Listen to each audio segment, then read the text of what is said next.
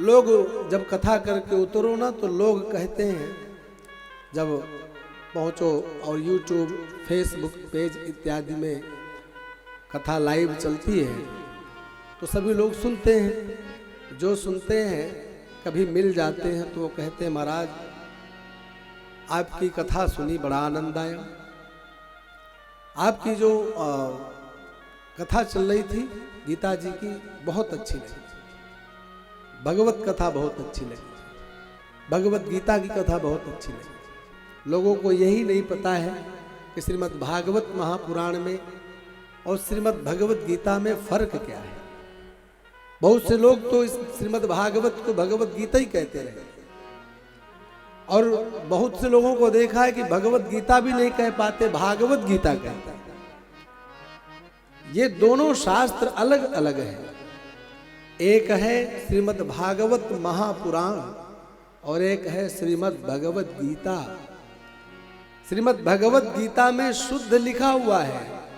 वो जो गीता शब्द है, गीता माने गीत, जो भगवान के द्वारा गाया गया, जो भगवान के द्वारा बताया गया, जो भगवान के द्वारा उपदेश दिया गया।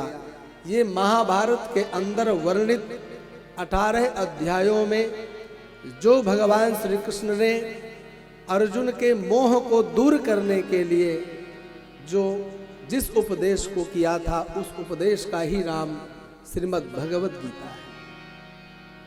और यह श्रीमद् भागवत महापुराण है जिसमें भगवान के चरित्र भरे हुए हैं, जिसमें भगवान की समस्त गाथाओं को गाया गया है। भगवान की कथाओं के साथ साथ अनेक राजाओं का चरित्र, इतिहास, अनेक ऋषि मुनियों का चरित्र, अन्यान्य देवताओं का चरित्र भरा पड़ा हो, उसे कहते हैं श्रीमद् भागवत महापुराण। इतना सरलतम साधन होने के बावजूद भी हम लोग कभी उनको पढ़ना नहीं चाहते हैं, केवल सुन लेते हैं और जो जैसा बोल देते हैं उसी को प्रमाण मान लेते हैं। फिर किसी के पास कथा सुनते हैं तो पता चलता है पहले वाले महापुरुष ने ये बोला था और ये महापुरुष ये बोलते हैं, और ये चक्कर में पड़ जाते हैं कि वो सही था कि ये सही है।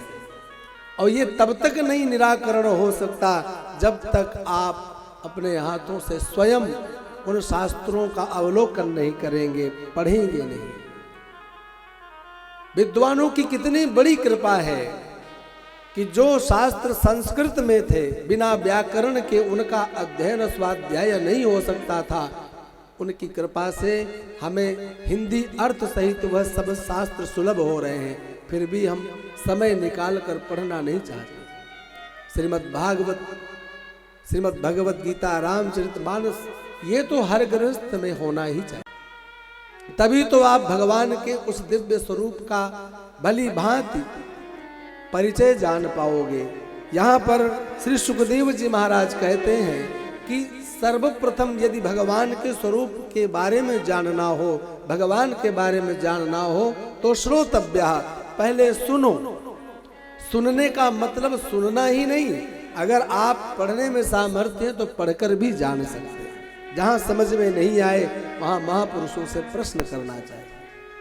और जब समझ में आ गए, भगवान के स्वरूप के विषय में थोड़ी बहुत जानकारी हो गई, तब उनके चरित्रों को, उनका नामों का संकीर्तन प्रारंभ कर देना चाहिए।